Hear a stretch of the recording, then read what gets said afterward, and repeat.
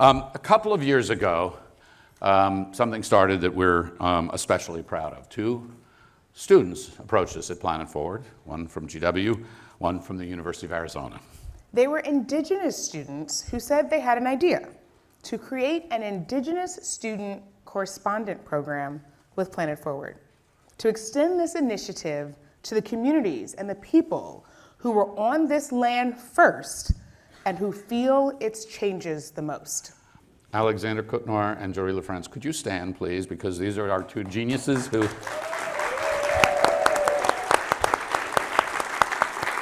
So, Alexander was at George Washington University at the time. Jory is last year of your PhD program now? Last year of her PhD program at University of Arizona. Or University of Arizona, shout out, right? So we said to him, right, run with the idea, play with it, develop it, come back to us, let us know.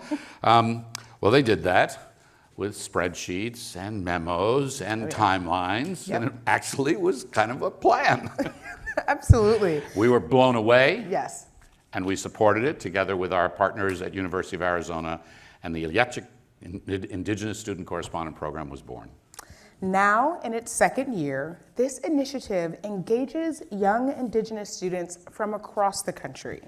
They have workshops, learn from Indigenous experts, scientists, and storytellers. They do remarkable things in their communities, researching, interviewing, gathering data, reporting, to highlight issues and people, but always reflecting Indigenous knowledge, culture, and history. We'd like to offer a special welcome to Torrin Anderson from the Indigenous Resilience Center at the University of Arizona and Denise Ortega-Lorona from the Arizona Institute for Resilience. Are you in the room? You saw them. Hi. Could you stand and wave? Let everybody see you. Thank you for all your help and partnership in making this amazing thing take place. This year's correspondent team is incredible, and they've produced stories that do everything we've heard about today. They take us to a special place. They use data, characters, images, video, and audio, and they develop amazing narratives. You'll meet them in this video. Then, Ivey Camille Manybeads Tso and the Ilíiaitchik Indigenous Correspondents Program mentor and editor will talk to you about their storytelling. Yes, exactly. You'll meet them. So anyway, here's this video. It's a few minutes, and then you'll meet the group, and we'll leave. So my story is about moose harvesting in Unama'ki, which is a northern Nova Scotia island. Before the Indigenous Correspondent, I didn't think I had a story. Hello, my name is Nizhoni Tallas. I'm a current grad student at the University of Arizona. My name is Emiliano McLean. I am in the Agricultural and Extension Education Program at New Mexico State University. So the Indigenous Correspondence Program is a 9-month program to provide mentorship, training, and support to emerging Indigenous writers in helping us to compose and tell stories about environmental issues that are happening in our communities or important to us. So my story is about mapping wild rice lakes in northern Minnesota. That's something that's really personal to me because I am from the White Earth Band of Ojibwe in northern Minnesota. These issues are still really impacting people and their livelihoods as well. I think that it's really important to highlight that cultivation, in this case of wild rice, is really dependent on the land. It's really important to me to highlight that these issues are continuing to happen. The traditional methods of our people, of our Native people, are oftentimes forgotten. And so there's a movement that's coming about to re-engage Indigenous knowledge. Being a part of the monthly sessions that we held, it became like I looked forward to those meetings because of how much peace it gave me and how much it felt like being with family and friends. My name's Eric Trujillo. I go to the University of Arizona. Growing crops and sustainable practices should, have a better impact on natives and our people, because if we were to focus on more traditional foods and a more traditional bit of a diet, it would probably work out better. I spent 3 months there this fall working on this film, and it was just really cool and inspiring to see that Native people can hold these positions, and they do it, and they do it well. I am 1,000% certain that my video would not be as polished and refined as it is without the help of like the coaches that we have. Sometimes I feel like with programs like this, it's limited to like journalist students. It's limited to people who have like film experience or writing experience. And I just appreciate how open they were. It helped me identify myself. Not that I had any issues with that, but I guess as a researcher, identifying helped me even when I talk to people now and telling them my interest in agrivoltaics, and I can even say, hey, I actually have a story. I've benefited from so much of listening to Indigenous scientists, Indigenous researchers that are telling us how to enhance our story. We're all from different backgrounds, different tribal nations. We all have different kinds of stories that we're trying to tell. And I love that. I wouldn't have written this story in this way right now without participating in this program.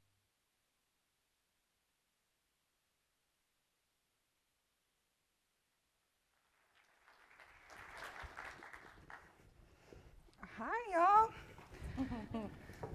All right, so first off, what we're gonna do is introduce ourselves, because traditionally when we introduce ourselves, it's in order to introduce ourselves to the land and to each other, to build relationships, to build what in Navajo we call ke, which is one of our founding things. So, Ilíiaitchik, Ivey Camille Manybeads Tso, and Bonjour, Mickki, Nizhoni Tallas, Borewad Mikoendao.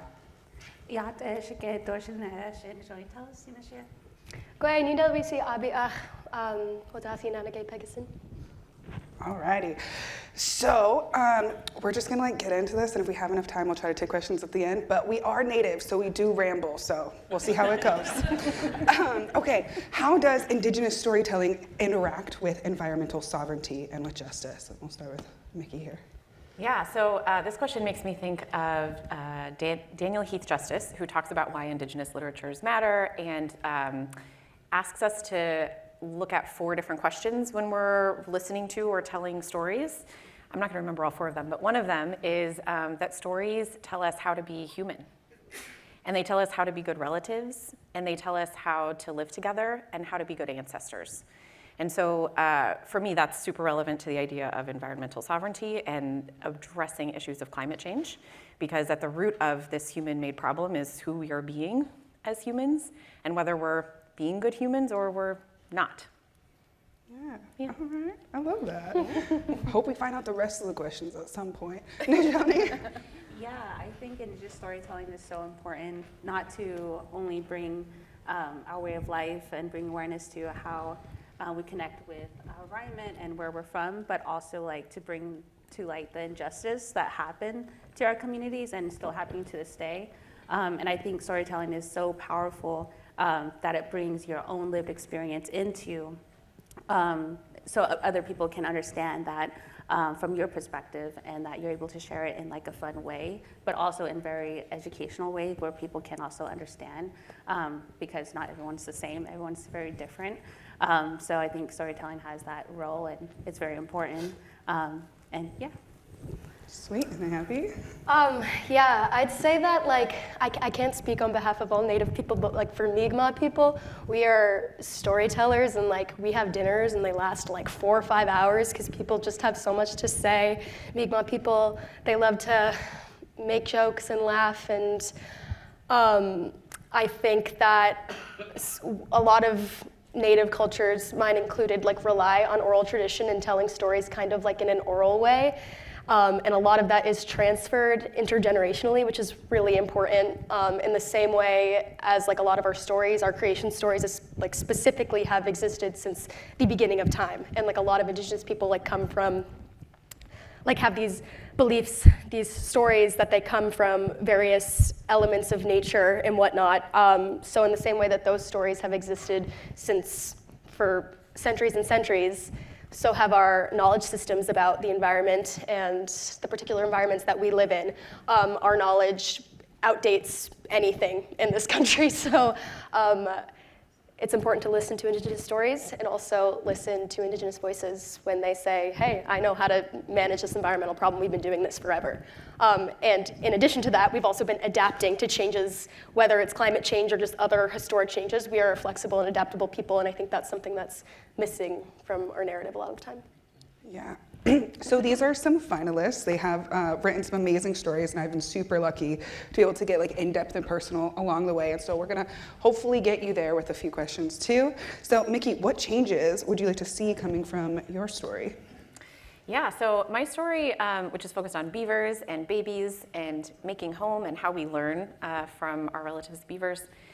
So there are very specific ways that I would love to see land managers and property owners shift the way that we think about this species in particular. Beavers are so looked at as a problem and a pest. And I think a lot of us walk through the world not understanding the historic and important contributions that they have made to the landscape and the role that they have in helping us to build resilient ecosystems. So there's some very specific like policy changes that I would love to advocate for just for how we think about and interact with that species. But more broadly, I think for me, what's important about it is thinking about the relationship that we have with the earth and the more than human world, and the movement that I think is absolutely required for us to shift from thinking about the earth as resources that are ours for the taking, specific people's resources for the taking, let's be clear, and to start really thinking about what is our actual place in the earth, and how do we know and understand and articulate that, and then how do we live in right relationship with the more than human world. And that is the question that drives me and has my whole life, and so much of what I want to see from my story and stories like it is each of us actually really thinking about what is that relationship that I have, and what am I taking, and what am I actually giving back in a reciprocal sort of way. Yeah, all right, beautiful. I love your beavers and babies. Beavers and babies. All right, and Nizhoni, what inspired you to tell your story on Pinyon? Yeah, so I think when I was really trying to think of a story to do for Plan It Forward, I was like, okay, let me think of something that is applicable, but also something that I've been seeing dwindling because of climate change. And one of that was pinyon pine. So it's like tree species found within the southwestern region. And I grew up picking pinyons with my family, and I've had relatives, my grandma before that, generations, we all picked pinyons. And I was like, that's such a great story to tell, and also to bring awareness to the impact that climate change is having on pinyon pine. And really acknowledging not only like the data behind the impact of the pinyon pine and how climate change is like impacting that, but also bringing in the cultural stories, the cultural significance, and also how multifaceted the pinyon pine is. Not only is it providing a food source, but also the resin or the sap provides like a coating for pottery makers, but also like acknowledging that it's a communal thing. It's part of who we are. It's part of food gathering. So really bringing in that food sovereignty aspect of that story was really important. And I just wanted to bring awareness to that and really get different perspectives from community members, from my own family, but also from federal agencies, and seeing like what are they doing to help ensure that pinyon pine is continuing to prosper in like different regions, because the Park Service has a role to play in that. And I'm really passionate in bringing representation within that agency and other agencies, especially within management planning and things like that. So yeah, just that really inspired me to create this story and to bring awareness to what is happening. And also pinyon pine is so, or just the nut in general is like amazing. If you guys haven't had pinyons, I highly recommend you try it. It's super tasty. My family or in Diné culture, we like to like salt it and roast it, and all various other tribal communities and indigenous communities also use pinyon. So it spans all different stories, but that's kind of what inspired me to do my story on pinyon pine. Sweet. And Abby, why is it so important to be telling the story now? In my film, I kind of talk about food sovereignty similarly, but just in a different way.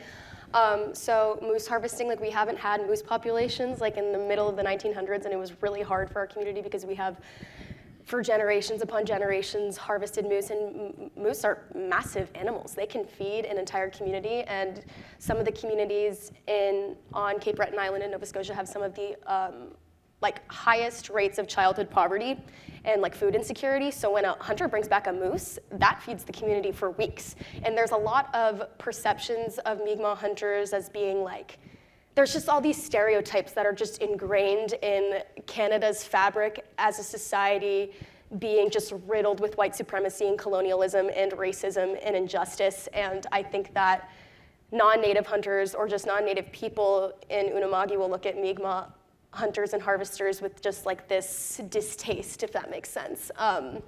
So it's not just moose. We have dwindling populations in our salmon, in our oysters, in our, like a big thing that we're dealing with right now is elvers, or like baby eels, premature eels, because there's a market for it, and but it's really, really dangerous to harvest premature organisms. So I guess the timeliness of my story is there are just many Mi'kmaq fishermen and hunters who have dealt with racism from like the Department of Fisheries and Oceans in Canada. About 2 months ago, I had a member from my community and a member from another community were accosted by DFO and forced to walk miles, like in their soaking wet socks on the Nova Scotia highway. Their boots were taken, their phones were taken, and this was like 2 months ago. So like these instances of racism happening to Native people are not a relic of the past. It is still happening. So I think going forward as a storyteller, there's a lot more of these stories that need to come to light, because it's completely inseparable from like our sovereignty and our food sovereignty. Yeah, all right. So you kind of answered this, but I also want a little bit more. In Native culture, community is built through storytelling, and how we tell histories is through storytelling, and how we talk about science is through storytelling. And so do you have an instance specifically with this story that maybe something inspired you, or a specific moment that really inspired you there?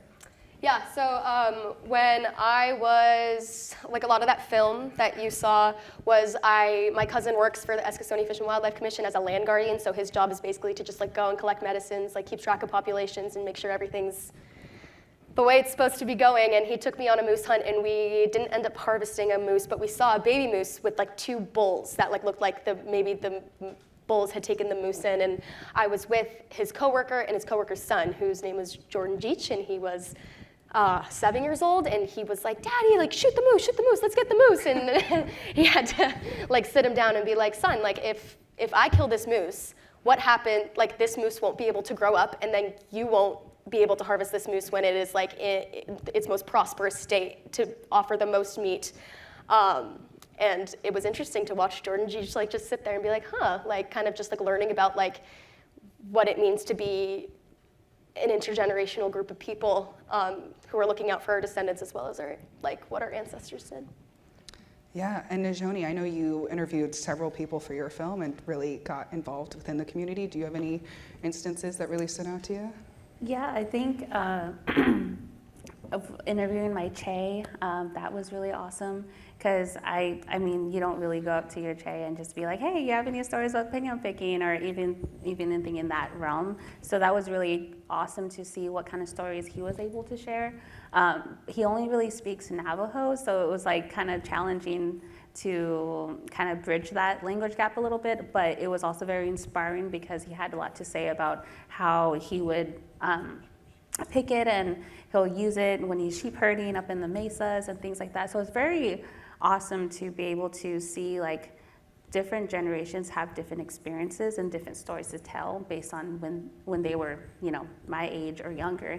And I think that really speaks to just the concept of pinyon picking in general, because you don't just pinyon pick by yourself. You're usually pinyon picking with your cousin, your sister, your brother, your grandma, like it's more of like a family affair, and it just brings people together. And even when you're picking, you're sharing stories right then and there about what is happening in life. you can also see like the changes in the pinions too. Are they getting smaller, larger? And most times, like just recently, like there's just not enough pinions in different regions that are happening, that are like being produced now just because of drought. And one thing I learned from just doing interviews and just talking to different people is like understanding like the size of the pinion is really dependent on the precipitation that that tree gets. So really seeing that difference and seeing not only the culture and stories that are attached to pinion picking, but also understanding like the environmental factors that are playing a role into that. And just hearing that from different people that I was able to interview was very like inspiring, but also was like, okay, now what do we have to do now to really move forward into thinking of solutions? And yeah. Yeah, I love it. And Mickki, yours is the only one that was written up here from this. And so I imagine that your storytelling aspect with that was different. Were there any moments within the community or maybe with your own life that really inspired and were taken from this? Yeah, so I didn't grow up in a reservation community. I didn't grow up harvesting traditional food and medicine. That was not part of my experience growing up. And so I have been learning a lot of my stories and other stories as an adult. And I did my undergrad at a tribal college in Washington, Northwest Indian College, and got into my learning about beavers by researching more about salmon navigation, how salmon do the amazing thing that they do in traveling thousands of kilometers back home. And there's a story from one of the tribes in the Pacific Northwest about Coyote remaking the Columbia River and deciding that he wanted to take Beaver's daughter as his wife. He found her attractive even though she had really big teeth. Good. I appreciate that you all are laughing because you should be. For me, there is a capacity for humor that is a important part of Indigenous storytelling that I feel like can get missed, especially in like scholarly articles and interpretations of them by white people. And for me, I'm so inspired by my daughter, who is hilarious, and the perspective that she brings into the world. And when I am trying to tell stories, I want not just to like hit us in our gut about the things that are important to us, like my daughter and the future that she has to look forward to, but to also engage our other senses, like laughter and humor, because I think that's part of what teaches us to be whole humans who bring all of our capacities and our love and our passion to what it is that we are facing, because what we're facing is grim and awful and soul-crushing at times. But part of what we get to bring is that love and appreciation. And my daughter, who's 2 and loves finding the biggest stick in the park that she can find, like she shows me how to bring that love and passion and humor to what it is that I try to do.